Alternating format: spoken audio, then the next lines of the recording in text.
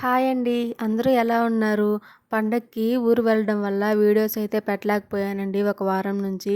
ఇంక మేమైతే మళ్ళీ తిరిగి హైదరాబాద్ అయితే వచ్చేసాము. అందుకని వీడియోస్ మళ్ళీ పెడుతున్నాననమాట. ఇంక ఈ ఎండలకి చల్లగా పుచ్చకాయ తినాలనిపించి వెళ్తూ ఉంటే రోడ్డు మీద ఈ పుచ్చకాయలైతే కనిపించాయి. ఇంక ఇదైతే తీసుకున్నామనమాట. ఇది 50 గ్రాములు తక్కువ 8 కేజీలైతే పడింది. దీనికైతే రూ. 160 ఇచ్చాము. మేలో కాదో కామెంట్ చేయండి. పుచ్చకాయ తీసుకునేటప్పుడు పుచ్చకాయకి ఇలా కాటా వేస్తారు కదా! అలా ఎంతమంది తీసుకుంటారు?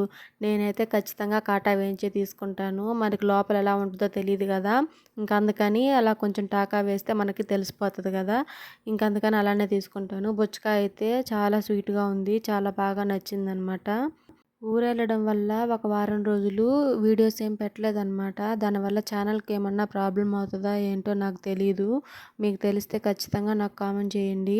ఇంకా డైలీ అయితే నేను వీడియోస్ మిస్ అవ్వకుండా పెడతాను. షార్ట్స్ అన్నీ ఫాలో అవ్వండి. Thank you for watching.